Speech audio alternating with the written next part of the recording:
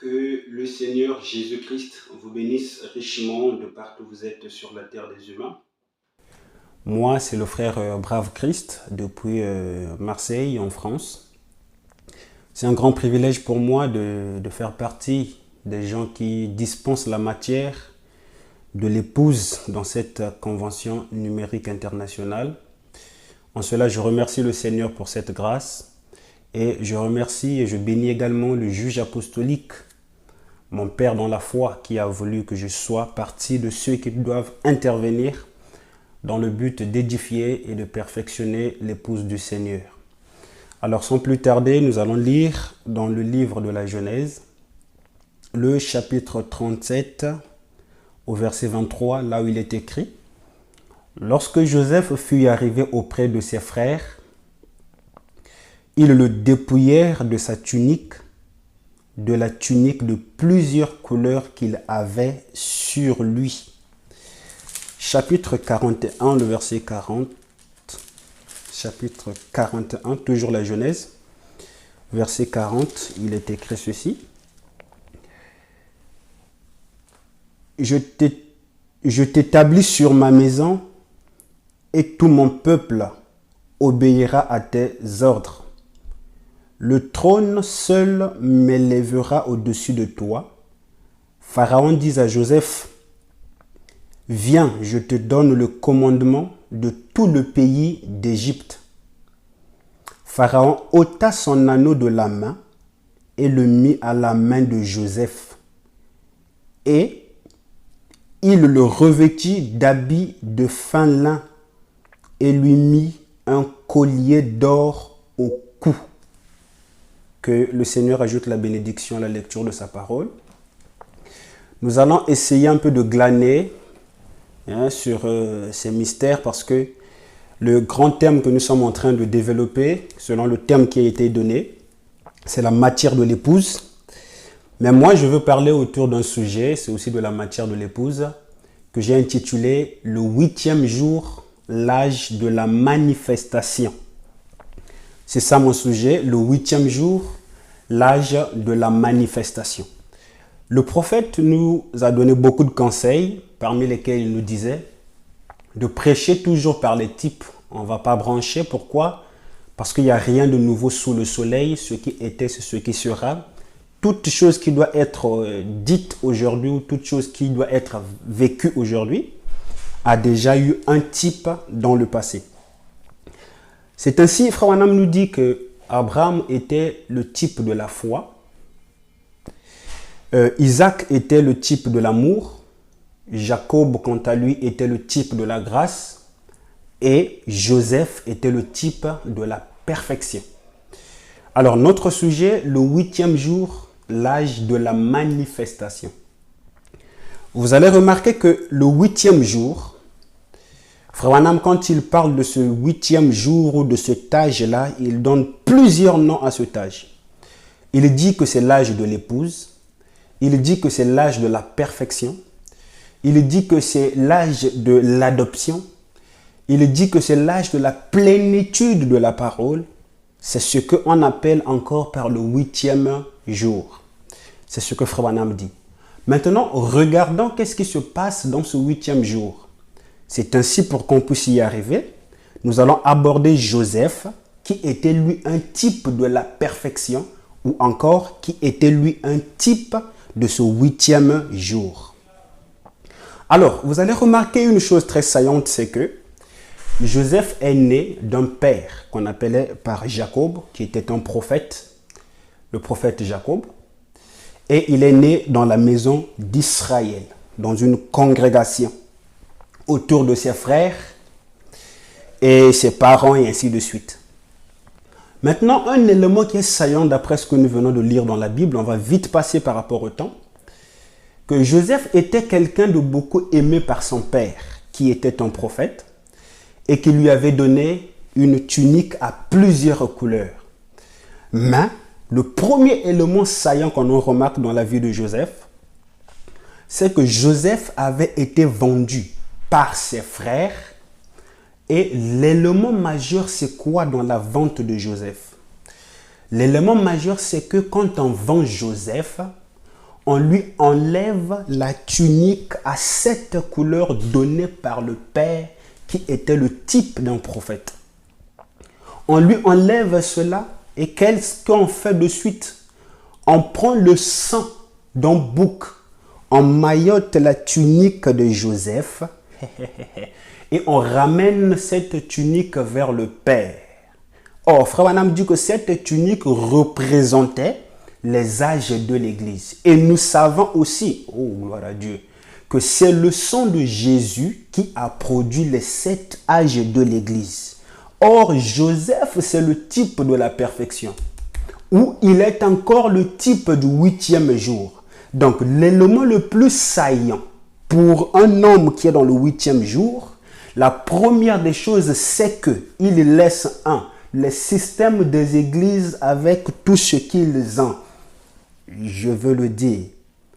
Les systèmes des âges de l'église ont mailloté avec le sang de la première venue. On ramène ça chez les prophètes. C'est là où Jésus pouvait dire, donnez à César ce qui est à César et à Dieu ce qui est à Dieu. C'est comme ce que l'épouse peut dire aussi aujourd'hui. Donnez aux chrétiens ce qui est à eux, gloire à Dieu sur la terre. Et donnez aussi à l'épouse ce qui est à elle. C'est ainsi, Joseph va quitter la maison d'Israël. N'oubliez pas qu'aujourd'hui, ce qu'on appelle par Israël, c'est le nom de Jacob qui est descendu sur tous ses enfants qu'on appelle Israël aujourd'hui. C'est de la même manière aussi, gloire à Dieu, c'est Branham qui amène le mouvement des tabernacles. C'est lui qui commence avec les tabernacles. Et tous ceux qui sont derrière ont pris tous les tabernacles. De la même manière que là-bas en Israël, tous sont des Israélites parce qu'ils portent le nom de leur grand-père. C'est ainsi comme ici, Branham commence avec le mouvement des tabernacles. Tous, tabernacle un tel, tabernacle un tel, tabernacle un tel. C'est le même mouvement. Mais Joseph, qui est le type du 8e jour, l'âge de la perfection, il quitte tous ces systèmes, gloire à Dieu. Il quitte les âges de l'Église, il quitte l'esprit des tabernacles, parce qu'il a une mission qu'il doit accomplir. Voilà pourquoi Paul l'avait vu. Il a compris, il dit que Paul déclare plus loin, laissons les éléments élémentaires de la parole de Christ, gloire à Dieu, tendant vers ce qui est parfait. Oh, Paul, tu dis de tendre vers ce qui est parfait, mais le parfait a un type. Le type du parfait, c'est Joseph. Donc, qu'est-ce que Joseph a laissé en premier? La tunique à plusieurs couleurs. Oh, donc, selon les dires de Paul, les éléments élémentaires, ce sont les âges de l'Église. Gloire à Dieu. Et leur système. Voilà pourquoi il déclare encore, nous connaissons en partie, nous prophétisons en partie, mais un jour le parfait. Or, le parfait, c'est toujours lié avec Joseph. Donc, d'après Paul, s'il n'y a pas le 8e jour, nous ne pouvons pas connaître dans la totalité. Et pourtant, il était dit à Daniel que ceux qui connaîtront leur Dieu feront des exploits. Donc, on ne peut pas aussi avoir des exploits aussi longtemps qu'on connaît en partie. Or, connaître en partie, c'est les âges de l'Église. Voilà pourquoi Joseph, le premier élément, il laisse la tunique à plusieurs couleurs. Il sort de la maison de son père, là où il y avait les tentes et tout ça. Il sort ce milieu pour un endroit autre que le milieu où il était né. Voilà, donc ça c'est le premier élément avec Joseph qui est le type de la perfection, le 8e jour. Maintenant, voilà pourquoi Frère Branham me dit, il dit quelque chose de très capital.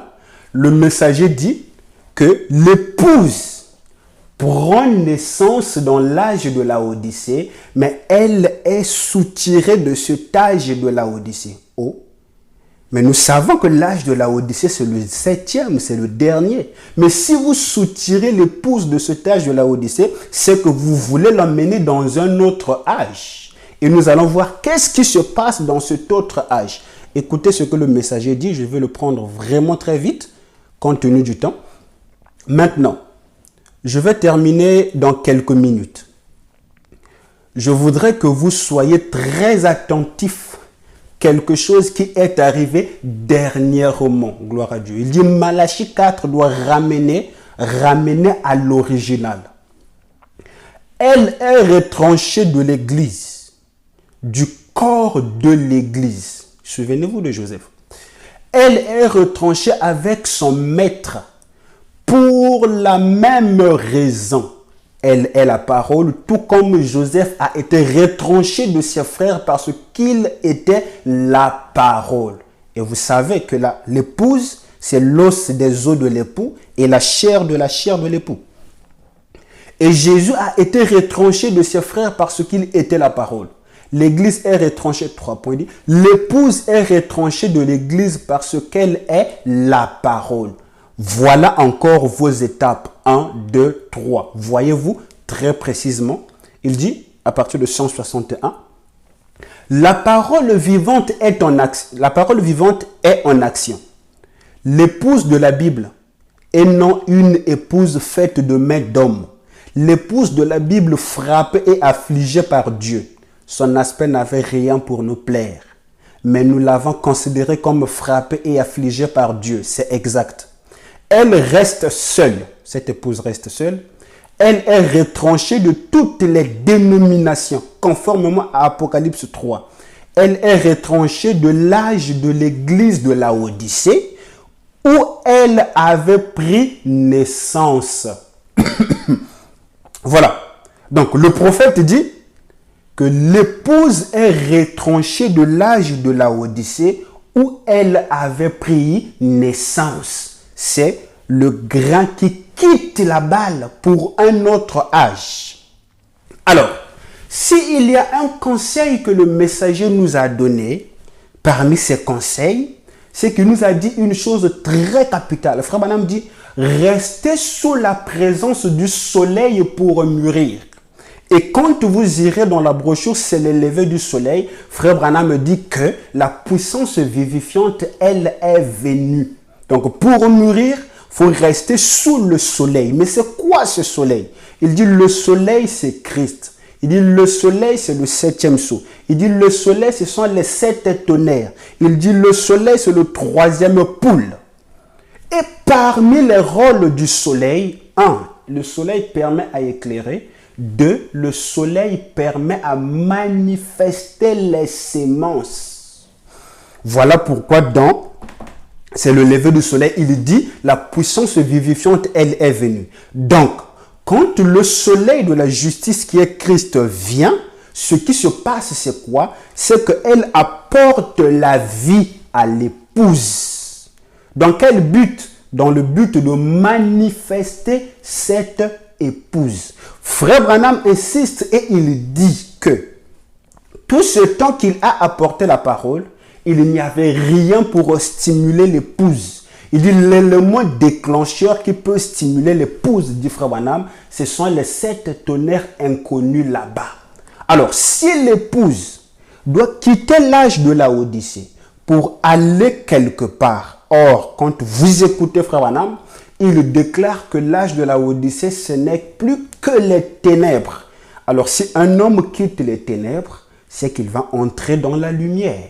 Or, donc, la lumière ici, c'est les 7 tonnerres, c'est le 7e sceau, c'est Christ qui est le soleil. Voilà pourquoi Frère Branham me dit que rien pour stimuler l'épouse, si ce ne sont les 7 tonnerres inconnus là-bas. Si vous permettez, je vais lire ça pour vite aller. Écoutez ce que le messager dit. L'épouse n'a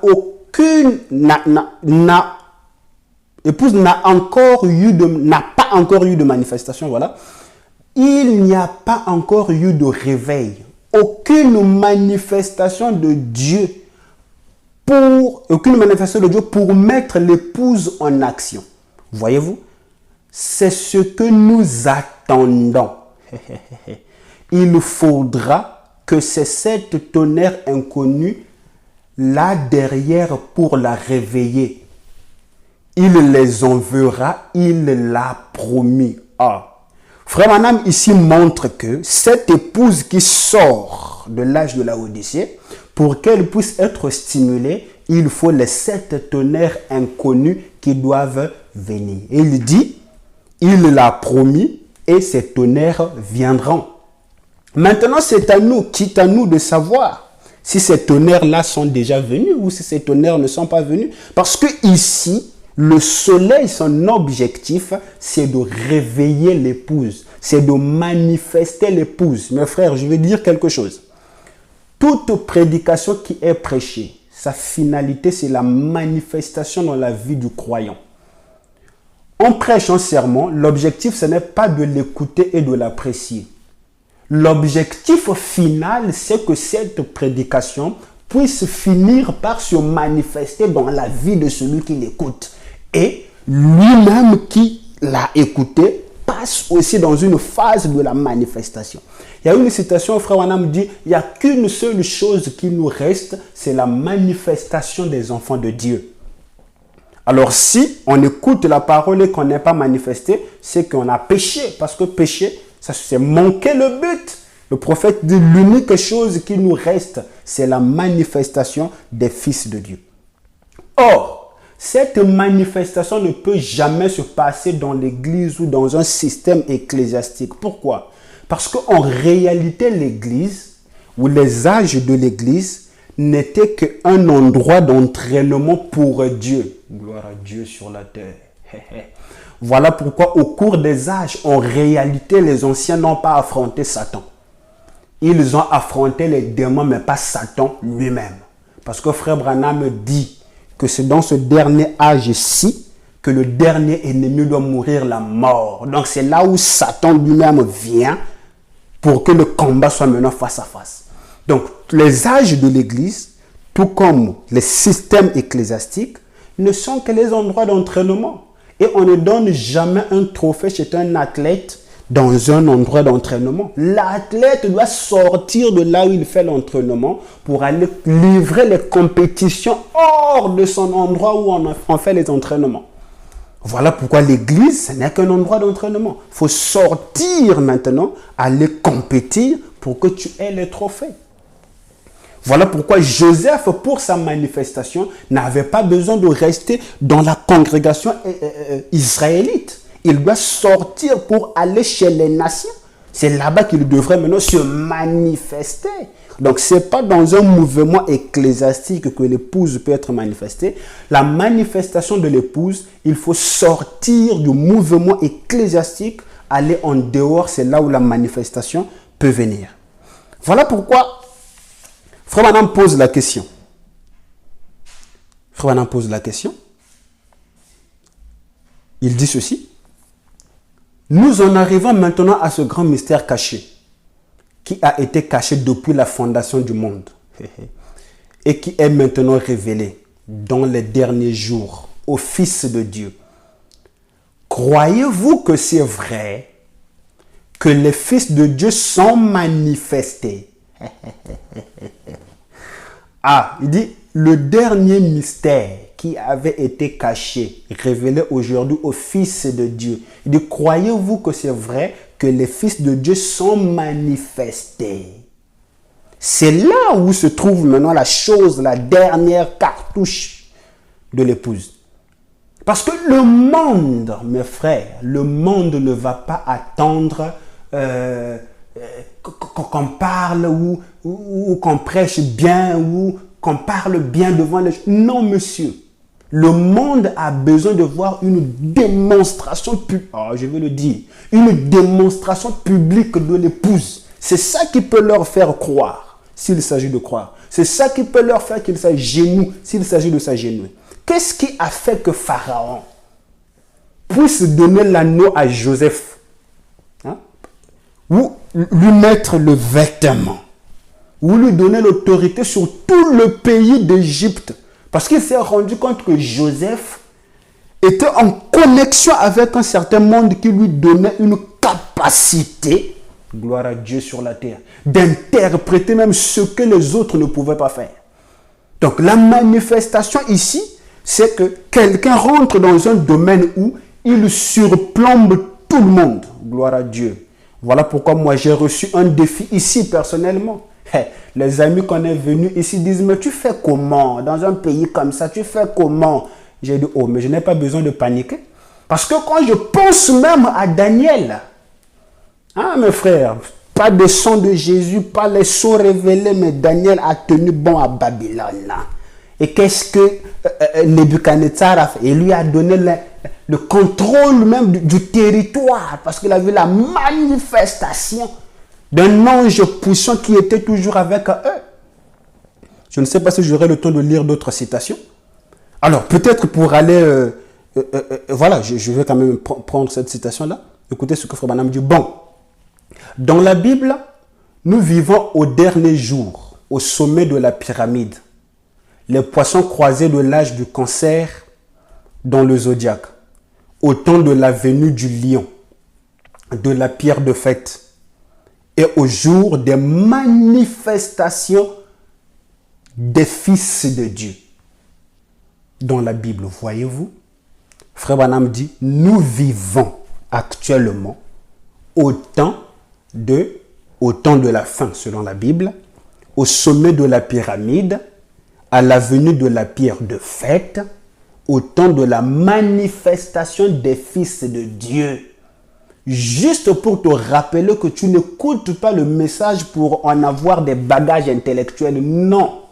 On n'écoute pas ceci pour crier Alléluia, gloire à Dieu. Non, bien que c'est une étape. Mais la finalité, c'est ici. La manifestation. Voilà pourquoi le messager déclare en grand caractère que attendez que les 7 tonnerres fassent entendre leur voix. Yes. De ce petit groupe, ils prendront la parole. Ils vont la manier. Ils vont faire ceci. Ils vont fermer les cieux. Ils vont. Mais qu'est-ce que le messager est en train de montrer quand il parle de ça? L'unique point saillant qu'il montre quand il parle de cette citation, c'est la manifestation des fils et des filles de Dieu. Attendez que les 7 tonnerres fassent entendre leur voix de ce petit groupe. Ils feront ce qu'ils veulent. Ils vont trancher, ils vont faire ceci, ils vont faire cela. Oh mon frère, les 7 tonnerres ne sont pas venus pour qu'on puisse continuer avec la théorie. Gloire à Dieu. Non, monsieur. Les 7 tonnerres ne sont pas venus pour que l'homme puisse continuer à parler. Écoutez, si dans le 7e saut, Dieu a arrêté de parler, a arrêté avec la théorie ou les instructions, bon, qui peut encore venir parler? C'est là où le prophète dit, après cette voix, si une autre voix vient derrière, c'est que c'est la voix de l'ennemi de Satan. Le 7e sceau, quand il a été révélé, c'est le silence. Mais s'il y a le silence, Dieu s'est tu. Oh my. La phase de la création, elle est réservée à Dieu. Mais la phase de la manipulation de ce, gloire à Dieu, de la manipulation de ce que Dieu a créé se donnait à l'homme. Dieu crée, met en place. Il se tue. Dieu reste silencieux et reste tranquille. Maintenant, l'homme rentre dans l'action pour faire quoi? Pour manier, gloire à Dieu. Pour contrôler, gloire à Dieu. Pour positionner ce que Dieu avait dit tous ces temps. Voilà pourquoi dans le 7e sceau, il y a un silence absolu. Maintenant, pourquoi il y a un silence? Parce que c'est la phase où l'homme doit maintenant manifester tout ce qui a été dit tout ce temps. Dans le 7e sceau, il y a une énergie qui vient, pas pour que tu continues à parler avec la théorie, non monsieur, mais pour que toi tu manifestes ça. Branham appelle ça par la puissance vivifiante. Donc, silencieux comme ça, un frère calme, silencieux, mais quelque chose se passe à l'intérieur. Non, nous, quand nous étions les anciens, nous prions beaucoup, nous faisons beaucoup. Non, nous ne voulons plus qu'on puisse parler. Silence, mais quelque chose se passe. C'est ça maintenant la phase où nous sommes entrés dans le 7e psaume. On ne dit plus rien, mais quelque chose se passe. Frère, moi je suis sanctifié.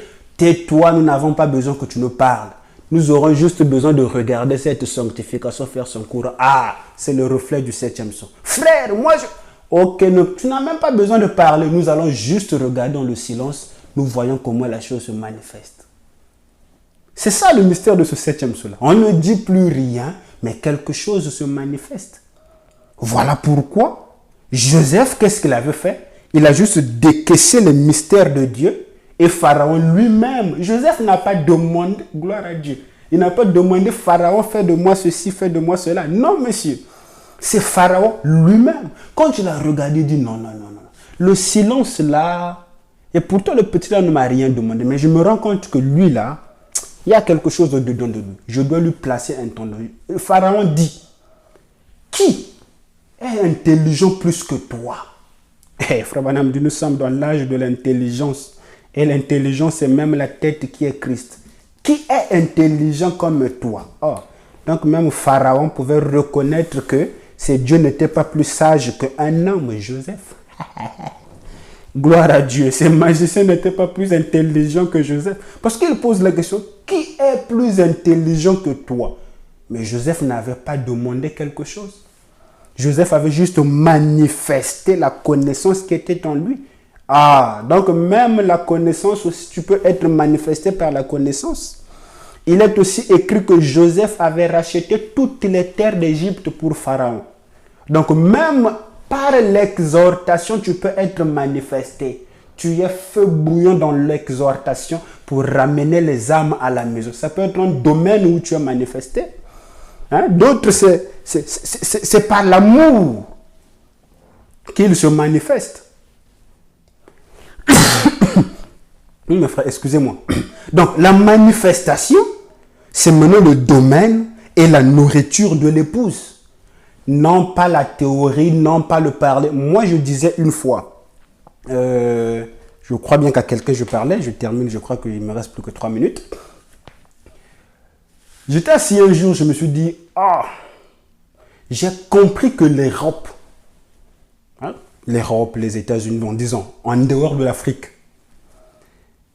ces pays-là, ce sont les thermomètres de la sanctification. Les gens, on pouvait dire qu'on est sanctifié, on est ceci, on est cela, on est... Mais quand on se trouve ici, on se rend compte que, tiens, il y a une pression plus bizarre que ce qu'on a toujours senti. Mais maintenant, c'est le temps où on a écouté la parole. Ce n'est plus le temps de repartir pour aller lire seulement. Mais c'est le temps maintenant de déployer ce qui est au-dedans de nous. De manifester ce qu'on a comme sanctification. Ça, c'est un point juste que j'ai pris. Donc, c'est pour dire que le 8e jour, il n'y a rien d'autre que la manifestation de l'épouse. C'est la 3e partie du 7e psaume. L'épouse, le peuple qui rentre maintenant en scène avec la trompette. C'est eux qui doivent maintenant se manifester. Donc la parole, on l'écoute pour que tu sois manifesté. C'est ça l'objectif final de ce message. S'il n'y a pas la manifestation, c'est que le but a été raté. Tout sermon qui est prêché, l'objectif, c'est être manifesté. Tout sermon qui est prêché, l'objectif, c'est de te réveiller pour te manifester. C'est tout. Là où on devient un écoutez-le, là où on devient un maître, là où on devient un homme qui ne parle pas, mais dans lequel on sent une démonstration de la parole sans dire quelque chose. C'était ça que je voulais vous apporter. C'est votre frère Brave Christ depuis Marseille. Que le Seigneur vous bénisse richement, richement et abondamment. Merci.